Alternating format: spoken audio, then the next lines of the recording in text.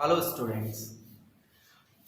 आज हम बिहाई की बुक से chapter 1 the fun they had की स्टोरी सुनने जा रहे हैं।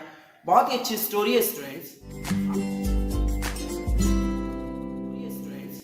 आप देखेंगे इस स्टोरी में कि जो इज़ाक एजिमोव ने लिखा है ये चैप्टर बहुत ही सुंदर तरीके से लिखा है। रीजन इज दैट कि ये जो कहानी है, जो स्टोरी ली गई है, आज जहां हम अपनी लाइफ को स्पेंड कर रहे हैं उससे से कम आप ये समझ सकते हैं 5-6 जनरेशन के बाद, लगभग ये मान लीजिए 300-400 साल के बाद, मिनिमम 200 साल तो लग ही जाएंगे मेरे ख्याल से इस लेवल तक पहुंचने के लिए। क्योंकि आज हम जो पढ़ रहे हैं, जो भी स्कूल्स में जा रहे हैं, डिग्री कॉलेजेस में जा रहे हैं, हम कहीं भी जाते हैं, पब्लिक स्कूल में देख लीजिए आप, या ऊपर देख लीजिए डिग्री कॉलेज यूनिवर्सिटीज में देख लीजिए, हर जगह अभी पेपर पे स्टडी है।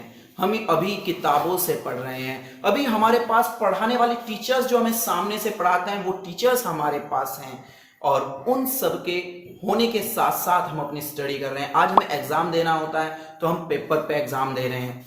अगर आज हमें स्टडी करनी होती है तो हम बुक खरीदते हैं, नोटबुक खरीदते हैं, नोटबुक पे लिखते हैं। और हम बात इस चैप्टर में द फन दे हैड में कर रहे हैं कि ना हमारे पास बुक है, ना हमारे पास नोटबुक है, ना हमें बुक से पढ़ना है, ना हमें नोटबुक पे राइट करना है, लिखना है, और ना ही हमारे पास कोई टीचर है पढ़ाने वाले। हम उस समय की बात कर रहे हैं कि सब कुछ कंप्यूटर से हो रहा है, स्कूल घर में ही कंप्यूटर पर चल रहा है, और सभी स्टूडेंट्स घर पर बैठकर ही अपना एग्जाम दे रहे हैं।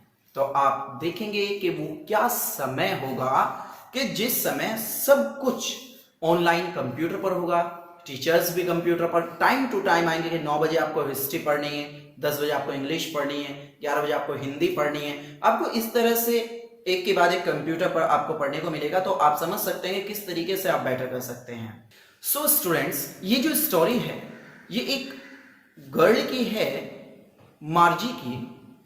और मार्जी जो है उस पूरे वृत्तांत को जो उस दिन उसके साथ घटित हुआ उसको वो एक डायरी में लिखती है। 17 में वो डेट लिखती है, और जो पेज नंबर था वो 2157 था, वो पेज नंबर नोट करती है। और उसके बाद वो लिखना शुरू करती है कि उस दिन उसको क्या क्या हुआ। क्या था इस स्टोरी में कि एक लड़का टॉमी था, बॉय, वो उसके पास आया, और टॉमी के पास उस दिन एक बुक थी, एक किताब टॉमी के पास थी। तो टॉमी ने वो बुक मार्जी को दिखाई, और मार्जी को दिखा के बोला, जब उसने मार्जी को बताया, मार्जी ने पूछा ये क्या है, तो उसने कहा ये बुक है। तो उसने देखा कि हम तो बुक सब कंप्यूटर पे पढ़ते हैं और ये बुक मेरे सामने है और कागज पे छपी है, ये क्या है। जब उसने ये देखा तो काफी शॉक्ड हो गई, सरप्राइज हो गई एकदम कि ये क्या है। तो उसने बताया कि मेरे दादाजी के जो दादाजी थे, जो मैं बात आपको बता रहा हूं 3-4 जनरेशन के बाद जो होगा, उसने बताया कि जो उसके मार्जी के दादाजी जब बहुत छोटे थे तो उन्होंने बताया था कि मीन्स मार्जी के दादाजी को बताया था, और उन्होंने मार्जी को बताया कि जब वो छोटे छोटे थे तो वो सब स्कूल जाया करते थे जैसे आज हम जाते हैं, और वो सब एक जगह स्कूल में बैठा करते थे, और वहां पर स्कूल में जाकर क्लास में एक साथ सब बैठा करते थे बहुत अच्छे से।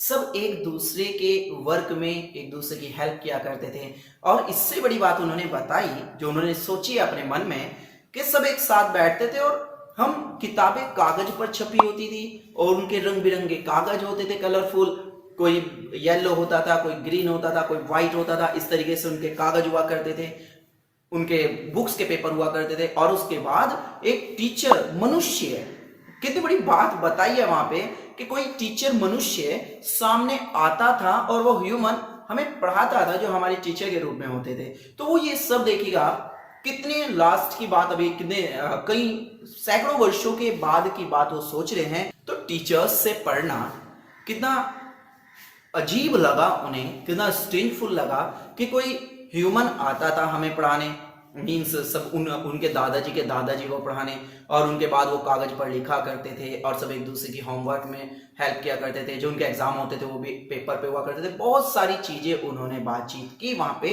कि कैसे कैसे हुआ करता था। और उसके बाद जैसे वो बात कर रहे थे, अचानक से मार्जी ने बीच में टॉमी से पूछा कि क्या तुम इस किताब को पढ़ने के बाद फेंकना चाहोगी, ये किसके विषय पर है? तो उसने बताया कि विद्यालय पर है। और विद्यालय का नाम सुनते ही विद्यालय से तो मार्जी बहुत ज़्यादा नफरत करती थी। तो उसने बताया, पूछा मार्जी ने कि तुम्हें ये कहाँ से मिली? उसने कहा ये तो मुझे टांड से मिली। टांड को इंग्लिश में एटिक बोलते हैं स्टूडेंट्स। तो उसने बताया मुझे टांड से मिली और मैं इसे नहीं फेंकूंगा, मैं इसको उठा कर ही रखूंगा अपने पास। सो स्टूडेंट्स, उस समय मार्जी की एज 11 वर्ष थी और वो 13 वर्ष का था। उसके बाद जब विद्यालय का नाम आया तो उसने कहा मैं तो विद्यालय से बहुत ज़्यादा नफरत करती हूँ, और वो पढ़ाई में इतनी अच्छी भी नहीं है स्टडी में। और वो तब तक ऐसी रही जब तक वहाँ पर एक उसकी माँ ने काउंटी इंस्पेक्टर को नहीं बुला लिया। और जब काउंटी इंस्पेक्टर वहाँ आया तो काउंटी इंस्पेक्टर ने अपना काम लगभग 1 घंटे में वहाँ पे कंप्लीट किया। और उसे कंप्लीट करने के बाद उन्होंने, क्योंकि मार्जी को ज्योग्राफी में बिल्कुल भी इंटरेस्ट नहीं था, और इंटरेस्ट बोल लीजिए या उसे बिल्कुल भी इंजॉय नहीं होता था उसे पढ़ने में। तो जब काउंटी इंस्पेक्टर ने अपना वर्क खत्म किया, फिनिश करने के बाद उसने मार्जी की माँ को बताया कि मिसेस जॉन्स, ये जो गलती है, मिस्टेक है, ये आपकी बेटी की नहीं है। आपकी बेटी तो बहुत अच्छी है, ये इसकी मिस्टेक नहीं है। एक्चुअली भूगोल को एक लिमिटेड प्लेस पे नहीं रोका गया है, ये कितना बड़ा है, तो इसलिए गलती इसकी नहीं है। ये तो जैसा पढ़ रही है अच्छा पढ़ रही है। बस उसकी मदर ने भी उसको बताया फिर मार्जी को कि सब टीचर्स को, सभी स्टूडेंट्स को उनके लेवल के अकॉर्डिंग पढ़ाना होता है, कि वो हर स्टूडेंट का माइंड अलग होता है, तो हर टीचर को उसी के माइंड के अकॉर्डिंग पढ़ाना होता है। उसके बाद मार्जी और टॉमी दोनों आपस में बैठकर बातें कर रहे थे। फिर वापस उसी पास्ट के बारे में सोचने लगे कि कैसे एक व्यक्ति इतना एक्टिव, इतना फुर्तीला कैसे हो सकता है, जितना कंप्यूटर में खड़े हो, मीन्स कंप्यूटर की स्क्रीन पर टीचर्स पढ़ा रहे हैं, इस तरह से एक मनुष्य इतना एक्टिव कैसे हो सकता है कि वो सामने खड़ा होकर इतने एक्टिवनेस के साथ पढ़ाए। वो उनके बारे में बात कर रहे थे।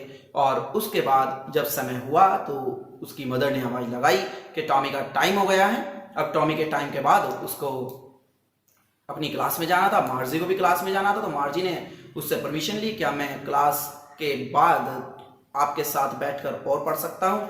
और उसके बाद वो अपने स्कूल में चला गया। स्कूल मीन्स जो उसका बेडरूम था, अपने उसके बेडरूम से नेक्स्ट रूम जो था उसका स्कूल था, मीन्स वहाँ पर एक कंप्यूटर लगा हुआ था।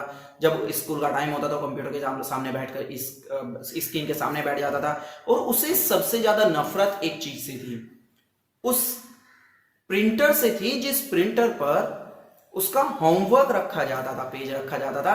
क्योंकि सबसे पहले जो हिस्ट्री के टीचर, ज्योग्राफी के टीचर आते थे, वो सबसे पहले आते ही उसको होमवर्क के लिए पूछते थे, होमवर्क किया या नहीं किया। उसको वो पेपर रखना होता था, फिर उसमें जो मिस्टेक्स होती थी वो पता चलती थी। और उसके बाद वो रोजाना एक टेस्ट पेपर दिया करते थे, और वो उससे बड़ी परेशान थी क्योंकि उससे हुआ नहीं करते थे। वो काफ़ी कम आता था उससे, वो इंटरेस्ट कम लेती थी उस चीज़ में। तो वो वहाँ पर जाकर बैठ जाती है, और वहाँ पर जाने के बाद भी, बैठने के बाद भी वो सिर्फ यही सोचती रहती है, जो पुराने दिन थे उन लोगों के बारे में सोच रही है। और उसके सामने फिलहाल जो फ्रैक्शन, वो सोच रही है कि क्या समय था कि अब हम 1/2 प्लस 1/4 दोनों फ्रैक्शंस को ऐड कर रहे हैं, स्क्रीन पर ऐड कर रहे हैं। वो क्या टाइम था जब पेन से लिखते थे 1/2 1/4, जब हम ऐड करेंगे फ्रैक्शन में तो कितना अच्छा होता होगा। तो वो उस पुराने बैठी हुई पढ़ रही है, लेकिन उस पुराने समय को याद कर रही है कि कितना अच्छा वो समय था, कि तब सब बच्चे कितना इंजॉय करते थे, हमें भी वहीं होना चाहिए था, हम भी अगर ऐसा करते तो कितना अच्छा होता। और वो उनके बारे में सोचती रहती है। सो स्टूडेंट्स, जो आपका समय चल रहा है वो इतना सुंदर और इतना अच्छा समय चल रहा है, क्योंकि आप भी जानते हैं अगर हम पेपर पे लिख रहे हैं, पेपर की बुक्स बन रही है, पेपर की नोटबुक्स बन रही है कागज की, तो ये पेड़ों से बनाया जाता है। और पेड़ सारे कट जाएंगे, अगर पेड़ रोजाना कई 1000 टन कटते हैं लकड़ियां जिनका पेपर बनाया जाता है, कितनी बुक्स छपती है, कितना अखबार बनता है। तो स्टूडेंट्स एक समय वो आएगा जब सारे पेड़ खत्म हो जाएंगे और हमें पेड़ सिर्फ अपनी सांस लेने के लिए लगाना होगा। और जब हम पेड़ सांस लेने के लिए लगाएंगे तो हम फिर उसे काटेंगे नहीं। हमें पता है अगर ये पेड़ कटे तो हमारी सांसें रुकी। तो वो ज्यादा दिन दूर नहीं है, वो ज्यादा समय दूर नहीं है स्टूडेंट्स, कि वो बहुत जल्दी आने वाला है। जब ये सारा पर्यावरण, सारी प्रकृति, नेचर जब सारी खत्म हो जाएगी तो हमें अपने जीने के लिए पेड़ लगाने होंगे। तो ये जो कक्षाएं, जो क्लासेस आज मार्जी और टॉमी ले रहे हैं, तो वो आने वाली जनरेशन को जरूर लेनी होगी।